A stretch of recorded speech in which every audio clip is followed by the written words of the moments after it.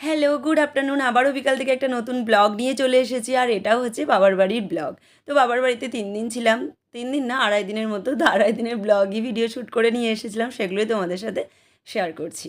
আজকের ব্লগটা শেষ পর্যন্ত অবশ্যই দেখবে। পরের দিন থেকে আমার শ্বশুরবাড়ির ব্লগ তোমরা পাবে। আর এখানে দেখো সন্ধ্যা ঠিক হয়নি, বিকাল বিকাল টাইমে মা আর আমি দুজনে বসে বসে তালের বড়া বানাচ্ছি। আগের একটা ব্লগে তোমাদেরকে দেখিয়েছিলাম না যে বাবা তাল নিয়ে এসেছিল, তো সেই তালেরই মা বড়া করছে। এটা সন্ধ্যাবেলার ব্লগ। আর মাই সব গুলে টুলে সব ঠিক করেছে, আমি একটু দিয়ে দিয়ে দিচ্ছি। আর মা জানো তো অনেকটা এক্সপার্ট এই সব ব্যাপারে, কিন্তু আমি তো অতটা এক্সপার্ট নয়। বিশেষ করে তাল জিনিসটা না আমি অতটা পছন্দই করি না। কিন্তু ওই যে আমার মেয়েদের জন্য মা বললো যে বানায়, ওরা এসেছে, তো এটা এনেছে তোর বাবা, তো বানিয়ে দিই। আর ভাদ্র মাসে তাল কিন্তু খেতেও হয়। সিজনের ফল সিজনে খাওয়া কিন্তু প্রত্যেকেরই উচিত, ভালো লাগুক বা না লাগুক। আর এখানে দেখো মা আর আমি দুজনে ছাঁকতে বসে গেছি। মায়ের হাতের তো ভীষণ স্পিড, টপ টপ করে তেলের মধ্যে ঝাড়ছে, আর আমার হাত থেকে যেন পড়তেই চাইছে না। এগুলো কিন্তু অনেকটা প্র্যাকটিসের ওপরই নির্ভর করে। মায়ের কিন্তু অনেক প্র্যাকটিস আছে এই সব ব্যাপারে। তো দেখো অনেকগুলো, মানে বেশ অনেকগুলোই তালের বড়া হয়েছিল। আমার মেয়েরা খেয়েছে, বাড়িতে যারা যারা ছিল প্রত্যেকে খেয়েছে। আর আমি তো বললাম তেমন একটা পছন্দ করি না, তবে গরম গরম দুটো একটা খেতে কিন্তু বেশ ভালো লাগে। আগে তো একদমই খেতাম না, এখন কিন্তু খাই। শ্বশুরবাড়িতে বিয়ের পর না অনেক কিছু খাওয়া দাওয়া চেঞ্জ হয়ে গেছে জানো তো। যেগুলো যেগুলো বিয়ের আগে খেতাম না, এখন সেগুলো সেগুলোই খাই। তো যাই হোক, এইটা হচ্ছে ঠিক পরের দিন সকালবেলা। আর তোমরা কি ভাবছো এখনও তালের বড়া ভাজছি? না, এখন হচ্ছে আমি পটলকে বেসন দিয়ে ভাজছি। আচ্ছা বলো তো তোমরা, বেগুনকে বেসন দিয়ে ভাজলে বেগুনই বলে, আর পটলকে বেসন দিয়ে ভাজলে কি পটলই বলে? আমি জানি না। তো যাই হোক, এখানে দেখো চা করে নিয়েছি আমি, শিয়া, তিন্নি, মা আর বাবা খাবো। আর এখানে বেসনগুলো আগে আগে ভাজছি, তার কারণ হচ্ছে আমার দাদু আর ঠাকুমা 7:30টার মধ্যেই মুড়ি খাবে। তো ওদেরকে খেতে দিয়ে তারপরে আমরা চা খাবো। ওই জন্য আমি দুটো একসাথে করে নিচ্ছি। আর মা তো সকালবেলা এগুলো করে, আমি এখন আছি, সেই জন্য মাকে বললাম যে চলো সকালের ঝামেলাটা নয় আমি একটু করে দিই। মায়ের তো ফাঁকে ফাঁকে প্রচুর কাজ থাকে। আর তিন্নি একটু আগেই ঘুম থেকে উঠেছে, দেখতেই পাচ্ছ হাতে মাজন নিয়ে বসেছিল। ওকে ব্রাশ করিয়ে দেবো। মায়ের স্নান করা হয়ে গেছে, স্নান টান করে কিছু কাপড় জামা ছিল সেগুলো ধুয়ে নিচ্ছে। আর আমি সেই ফাঁকে শিয়া তিন্নিকে ব্রাশ করানো, ওদেরকে খাওয়ানোর ব্যাপার আছে, সেসব করে তারপরে হচ্ছে চাটাও খেয়ে নিয়েছি। আগে তোমাদেরকে তো দেখালাম। তিন্নিকে দেখো এখানে একটু ফাঁক দিয়ে নিয়ে এসেছি, ও তো ব্রাশ করছে, আমি বললাম চ ফাঁক দিয়ে বেরোবি। আর এই যে মাঠে তো এখন রোয়া হয়েছে, মানে আমাদের বাড়ির সামনে যে জমিগুলো বা রাস্তার বাঁদিকের জমিগুলো প্রায় বেশিরভাগটাই হচ্ছে আমাদের। এই যে এই জমিগুলো দেখো আমাদের, ঠিক আছে। তো এই যে ধান রোয়া হয়েছে, সবুজ মাঠ, দেখতেও কি ভালো লাগে সকাল সকাল বলো। আর এই যে দেখো বাবা আবার বাজার থেকে মটন নিয়ে এসেছে, তো মটনটা রান্না করা হচ্ছে। আর আমার দাদু যেহেতু একদম নিরামিষ খায়, সেই জন্য দাদুর রান্নাবান্না কিন্তু হয়ে গেছে, মানে নিরামিষ যা রান্নাবান্না সব কিন্তু মায়ের হয়ে গেছে। তারপরে মটনটা হচ্ছে শেষে বসিয়েছে, যেহেতু দাদু মাছ মাংস কিছু খায় না, সেই জন্য। আর মটনটা মা হচ্ছে কষে নেবে, কষে নিয়ে তারপরে হচ্ছে প্রেশার কুকারে দেবে।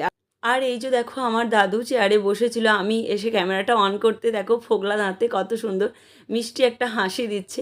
আর আমার দাদু কিন্তু যখন খাবার খায় বাঁধানো দাঁত আছে দাদুর, দাদু হচ্ছে সেই বাঁধানো দাঁতগুলো পড়ে নেয়, সেটা আমরা ছোটো থেকেই দেখছি।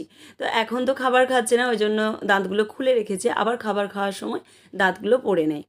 আর এই যে দেখো ঠাকুমা ওখানেই আছে দেখতে পাচ্ছ। আর আমি আজকে বাড়ি চলে আসবো জানো তো, ওই জন্য জামা কাপড় যা আজই আছে ছাদে ছিল, দুদিন ধরে তো শুকনো হচ্ছিল, শুকনোই হয়নি বৃষ্টির কারণে, সেগুলো সব আমি ব্যাগে ঢোকাচ্ছিলাম। তারপরে আমি আবার মাকে এসে বললাম মা তোমাকে একটু সাহায্য করে দিই, কাজ তো মা করেই যাচ্ছে সকাল থেকে, যতটুকু মাকে সাহায্য করতে পারা যায় আর যতক্ষণ আছি ততক্ষণ।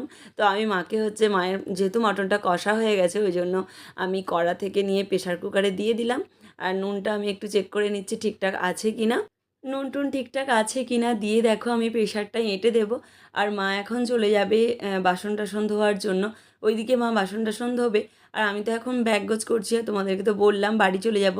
তো ব্যাগ গোছ করতে করতে আমি দেখে নেব কটা সিটি পড়ছে না পড়ছে, আমি সেই রকম বন্ধ করে দেবো। মাকে আমি এরকমই বলেছি। আর তারপরে মা বাসন টাসন ধুয়ে এসে দাদু ঠাকুমাকে খেতে দেবে। বয়স্ক মানুষ আর বাচ্চা মানুষ বাড়িতে থাকলে জানো তো কিছু পারো না পারো টাইমে টাইমে খেতে দেওয়া, তাদের জামা কাপড় সময় মতো কেচে দেওয়া, তাদের জামা কাপড় হাতের কাছে এনে দেওয়া, এগুলো কিন্তু বিরাট একটা দায়িত্ব। কী বলো তো, টাইমে জিনিসটা করা কিন্তু দায়িত্বও যেমন, তার সাথে একটু চাপেরও কিন্তু। এমনি বড় মানুষ বাড়িতে থাকলে ঠিক আছে, 2-10 মিনিট এদিক ওদিক হলেও কোনো ব্যাপার নেই, কিন্তু বয়স্ক আর বাচ্চাদের জন্য কিন্তু টাইম টু টাইম সমস্ত কিছু দেওয়াটা কিন্তু অতটা সহজ জিনিস না। মা কিন্তু একা হাতে সব টাইম টু টাইম দাদু ঠাকুমাকে একদম হাতের সামনে দিয়ে দেয়। আর এখানে দেখো আমি ব্যাগও গোছ করলাম, আর এদিকে মটনটাও হয়ে গেছে। প্রেশার কুকারে ভাপটা বের হয়ে যেতেই আমি বাটির মধ্যে ঢেলে নিয়েছি। মটনের কালারটা দেখো দারুণ এসেছিলো, তার সাথে খেতেও কিন্তু বেশ টেস্টি হয়েছিল। আমি মাকে বলেছিলাম মা করব, আর শিয়া কি বললো জানো, শিয়া তৎক্ষণাৎ বলে ওঠে, না মা তুমি করবে না, দিদুর হাতের রান্নাই ভালো। মায়ের হাতের রান্না তো প্রতিদিন খাই, ভালো লাগবে বলো? দিদুর হাতের রান্না দিদুর বাড়ি এসে তো ভালোই লাগবে। আর আমার মা কিন্তু খুব সুন্দর টেস্টি টেস্টি রান্না করে, তোমাদেরও ভালো লাগবে খেতে। আর এই যে দেখো এক্সট্রা যে সমস্ত কী বলে ওগুলোকে, টাইলস পাথর সব ছিল না, সেইগুলো যে মায়ের যে কলপাটটা আছে যেখানে বাসন টাসন ধোয় সেখানে দিয়ে ঢালাই দিয়ে দিচ্ছে। দাদুর খাওয়া হয়ে গেছে জানো তো, দাদু ওখানে বসে আছে, যেহেতু দাদু নিরামিষ খায়, আগে খেয়ে নিয়েছে। আর ঠাকুমা এখন খাচ্ছে। ঠাকুমা কিন্তু নিরামিষ খায় না, ঠাকুমা মাংস ডিম মাছ সবই খায়। যবে থেকে আমার জ্ঞান হয়েছে, মানে দাদুকে যবে থেকে আমি চিনেছি তবে থেকে আমি দাদুকে কখনো মাংস ডিম মাছ কিছুই খেতে দেখিনি, জানো তো। দাদু অনেক দিন এইসব খাওয়া ছেড়ে দিয়েছে। আর এই যে দেখো আমি বাড়ি যাব বলে রেডি হয়ে গেছি, তার আগে আমাদের খাওয়া দাওয়াও কিন্তু হয়ে গেছে।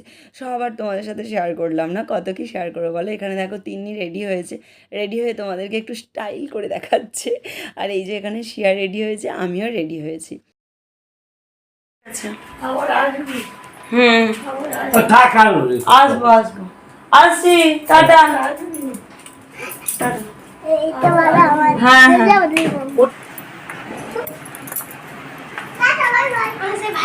ওমা, মা চলো চলো।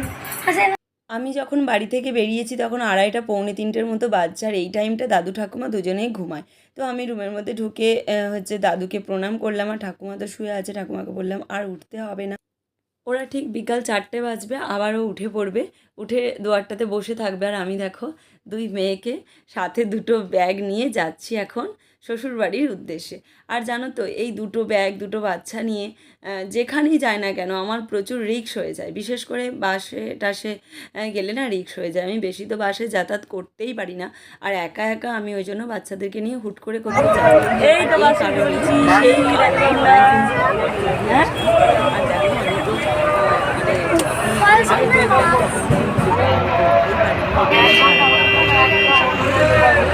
অন করলাম, কারণ সবই যখন তোমাদের সাথে শেয়ার করছি এইটুকুই কেন আর বাকি থাকে। এইটা দেখো আরামবাগ বাস স্ট্যান্ড। তো দুটো ব্যাগ, বাচ্চা শিয়া একটু বড় হয়েছে বলে তবুও ওর কাঁধে একটা ছোটো ব্যাগটা দিতে পারছি, কিন্তু আমার কাঁধে যে ব্যাগটা আছে যথেষ্ট বড় ব্যাগ আর ভারী, তার সাথে তিন্নির হাতটা ধরে রাখতে হচ্ছে। শিয়ার এখন হাত ধরতে হয় না, শিয়া নিজে নিজেই চলাফেরা করতে পারে, কিন্তু তিন্নির তো হাত ধরতে হয়, তার সাথে কাঁধে একটা বড় ভারী ব্যাগ, বুঝতেই পারছো।